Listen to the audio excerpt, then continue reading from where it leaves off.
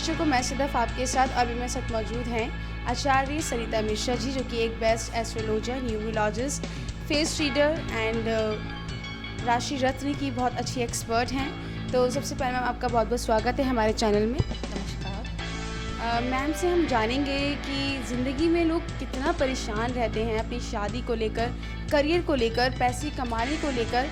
तो ये सब चीज़ें बहुत मायने रखती हैं, तो इनका क्या उपाय हो सकता है? किस तरह हम इन परेशानियों से अपनी ज़िंदगी में एक सही राह पा सकते हैं? तो कैसे ये सब चीज़ें हमारी ज़िंदगी से हट सकती हैं, कुछ बताएं। जैसे कि पहली सबसे बड़ी दिक्कत आती है कि शादी ना होना। किसी की शादी नहीं हो रही है या उसको कोई तकलीफ़ है, शादी में देर से होती है या नहीं, सही वर नहीं मिल पा रहा है, होते होते रुक जाती है। तो हम चाहेंगे कि मैं आपको बताना चाहूँगी कि उसका सबसे आसान तरीका है, इसका मतलब है कहीं ना कहीं आपका गुरु और शुक्र जो है वो कमज़ोर है पत्री में। तो हम चाहेंगे कि आप गुरु का और शुक्र का उपाय कर सकती हैं।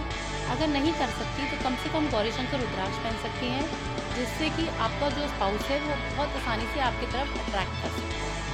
तो ये बहुत आसान तरीका है। रामबाण कह लीजिए, जिसकी शादी नहीं हो रही है या देर से हो रही है या उसको सही स्पाउस नहीं टकरा रहा है, तो उसके लिए। उसके बाद दूसरा प्रॉब्लम है, शादी हो जाती है बट दिक्कतें आती हैं, उसमें कैसे हम एडजस्ट करें। तो वही दिक्कत है, आपका कहीं ना कहीं गुरु और शुक्र फिर कमज़ोर है।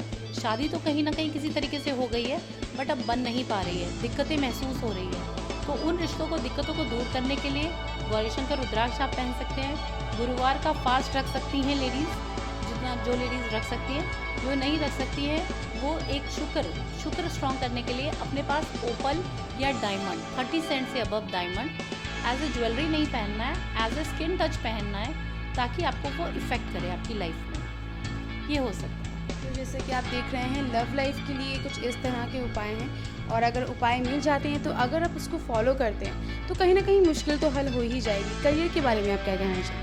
हाँ जी, किसी को दिक्कत होती है कैरियर में, किसी का कैरियर सही दिशा में नहीं चल पा रहा है, किसी को यही पता नहीं है मैं व्यापार करूं या जॉब करूं। वो जॉब में फंसा हुआ है, उसकी व्यापार लिखा है कुंडली में।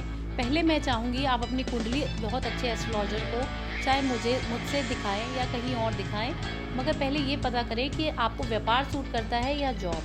उसके बाद आप हाथ डालें, क्योंकि अगर आपको व्यापार सूट करता है और आप नौकरी में लगे हुए हैं तो कभी भी आप तरक्की नहीं पा पाएंगे। और आपको नौकरी सूट करती है और आप व्यापार में लगे हुए हैं तो आपको नुकसान होता रहेगा। तो इसलिए किसके नाम से व्यापार करना है, कब करना है और किस चीज़ का व्यापार करना है, इसको हम पत्री देख के बहुत आसानी से बता सकते हैं। अगर आपको फिर भी व्यापार करते हैं और कोई दिक्कतें आ रही हैं या जॉब करते हैं वहाँ दिक्कतें आ रही हैं, तो मैं आपको ये बोल सकती हूँ कि आप 14 मुखी रुद्राक्ष पहन सकते हैं, जिससे आपका व्यापार और जॉब में आपको तरक्की आसानी से मिल सकती है। सो ये करियर की बात थी, और करियर में जैसे कि मैंने बताया, आप रुद्राक्ष पहने और अपनी परेशानियों का हल जानें। और मैम, आप क्या कहना चाहती हैं अपने तरीके से, दर्शकों को क्या कहना चाहती हैं? मैं दर्शकों को यही कहना चाहती हूँ कि समस्या है तो समाधान भी है। आप निराशा ना पकड़ें, जीवन है, जीवन संघर्ष का नाम है। बहुत लोग हताश हो जाते हैं बहुत आसानी से, प्लीज़ हताश नहीं हुई, ये लाइफ है। लाइफ में स्ट्रगल है, मैं ये नहीं कह रही स्ट्रगल नहीं है, बट इसको काफ़ी हद तक कम किया जा सकता है उपायों के साथ। तो हम आपको सिर्फ एक मार्गदर्शन दे सकते हैं, उस मार्गदर्शन के बाद चलना आपको है और उसके बाद सक्सेस आपको ज़रूर मिलेगी। तो ये इतनी सारी चीज़ें आपकी ज़िंदगी के बारे में हमने बताई। आप फेस रीडिंग के बारे में क्या कहना चाहती हैं कि एक फेस रीड करके किसी का फ्यूचर, किसी की परेशानी को कैसे आप बता सकते हैं? बिल्कुल, मैं आपको बताना चाहूँगी कि मैं बालों के द्वारा, नाक के द्वारा, कानों के द्वारा, होठों के द्वारा, माथे के द्वारा इंसान के चरित्र के बारे में या इंसान के भविष्य के बारे में काफ़ी हद तक बताया जा सकता है।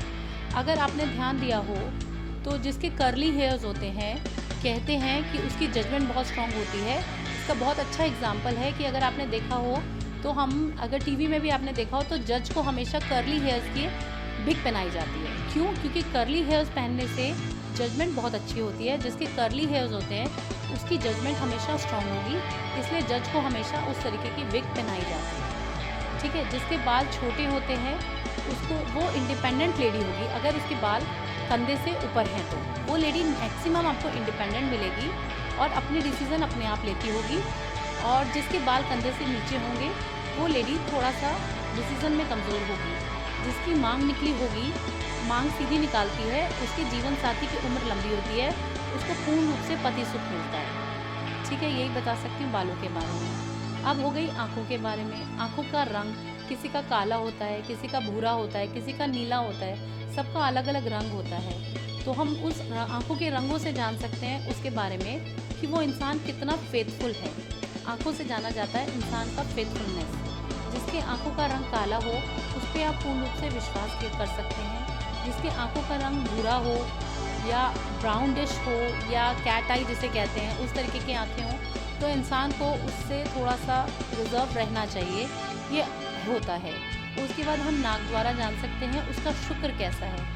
इंसान का शुक्र नाक के द्वारा, जिस इंसान की नाक पॉइंटेड हो उसका शुक्र बहुत अच्छा होगा। जिस इंसान की नाक पॉइंटेड ना हो उसका शुक्र कमज़ोर होगा। उस शुक्र कमज़ोर मतलब उसका चंचल स्वभाव होगा, वो कहीं भी बहुत आसानी से भटक सकता है। उसके बाद हम जान सकते हैं होठों द्वारा कि आपके जो बच्चा होगा वो बेटा होगा या बेटी होगा, होठों के द्वारा पता किया जा सकता है। चिन्ह के द्वारा आप मंगलिक हैं कि नॉन मंगलिक हैं, ये पता किया जा सकता है। माथे के द्वारा पता किया जा सकता है कि आपका भाग्य कितना स्ट्रॉन्ग है, आपका लक कितना स्ट्रॉन्ग है। तो इसी तरीके से इन चीज़ों को देखते हुए मैं आपको बहुत आसानी से बता सकती हूँ चेहरा देख के। ज़रूरी नहीं है कि जन्म पत्री से ही पता लगे। जिस इंसान को अपना date of birth, time, place नहीं पता, वो चेहरा देखकर भी मुझसे मिल सकता है और संपर्क कर सकता है। उसके द्वारा भी मैं उसका चेहरा और हाथों की रेखा देख के उसके भविष्य के बारे में बता सकती हूँ। तो जैसे कि आप देख रहे थे दर्शकों, अभी हमारे साथ मौजूद थी सरिता जी, लेकिन अब हमारे साथ मौजूद है राकेश मिश्रा जी। तो वो हमें बताने वाले हैं न्यूमरोलॉजिस्ट के बारे में 1 से 9 तक। आप बताइए कि इसमें क्या स्वामी होते हैं, क्या होता है इसमें?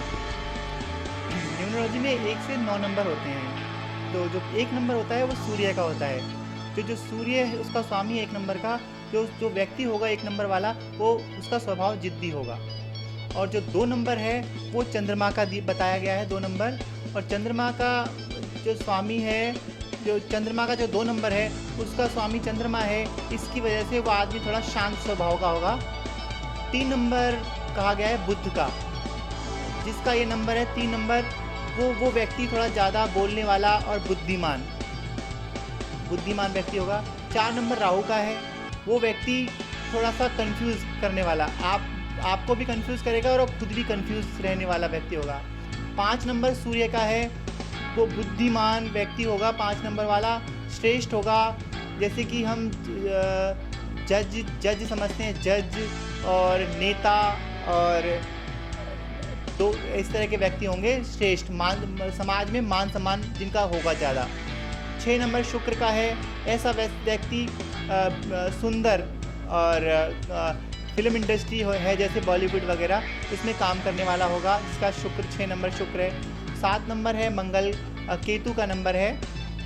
तो 7 नंबर का स्वामी केतु है, तो वैसा व्यक्ति बहुत ज़्यादा सीधा साधा साधारण व्यक्ति होगा। 8 नंबर शनि का नंबर है, ऐसा व्यक्ति टेक्निकल डिपार्टमेंट में हो सकता है, अच्छा करेगा टेक्निकल में, कंप्यूटर लाइन में और एल्युमिनियम की इंडस्ट्री लगा सकता है ऐसा व्यक्ति। 9 नंबर मंगल का है, भूमि से रिलेटेड जैसे प्रॉपर्टी का काम है या और कोई काम आपको करना चाहे तो वो कर सकता है। तो जैसा कि आपने देखा, हमने न्यूमरोलॉजिस्ट के बारे में जाना राकेश जी से। अब हम जानेंगे पितृदोष और कालसर्प दोष के बारे में। सर कुछ बताएं। नमस्कार दोस्तों, मैं राकेश मिश्रा। 12 प्रकार का कालसर्प दोष होता है।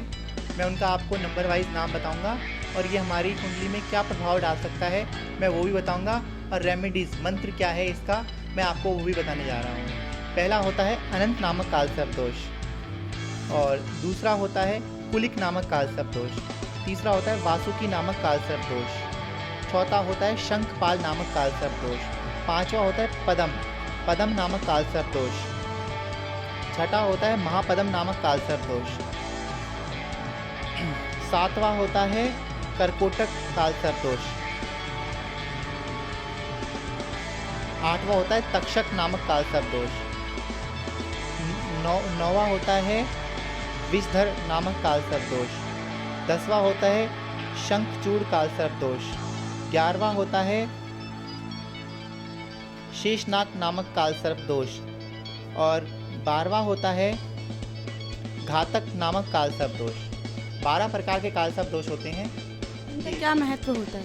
हाँ, इनका महत्व ये है कि अगर आपकी लगन कुंडली में लगन में ही राहु बैठा है और उसके सामने जो 7वां भाव होता है वहाँ केतु बैठा हुआ है और बाकी ग्रह 8 से और 11 के बीच में है, यानी कि सब बाहर हो गए हैं, राइट साइड में आ गए हैं ग्रह, तो कालसर्प दोष ये अनंत नामक कालसर्प दोष बनता है, जिसके प्रभाव ये हैं कि उसमें जो घर बीच में खाली रह गए हैं, जैसे कि धन भाव, आपके जीवन में धन की कमी होगी। तीसरा भाव होता है भाई बहनों का, तो आपके भाई बहनों की कमी होगी लाइफ में। चौथा भाव होता है मातृभूमि का, तो इससे आपकी दूरी बन जाएगी। पांचवा होता है शिक्षा का, ऐसा व्यक्ति शिक्षा में थोड़ा सा उसको परेशानी रहेगी। और छठा स्थान होता है आपका रोग का, तो आपको पेट और डाइजेशन की प्रॉब्लम करेगा और आपका कैरियर बनने में परेशानी आएगी।